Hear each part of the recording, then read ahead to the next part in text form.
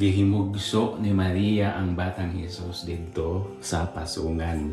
Lucas Kapitulo 2, versikulo 7. Unang-una ang pangutana, unsa kay gibati ni Maria, no? Kung iya pang gipatigbabaw ang iyang pagkatawhanon, sigurado gyud nga mahiubos siya sa Ginoo sa kapait nga iyang nahiaguman.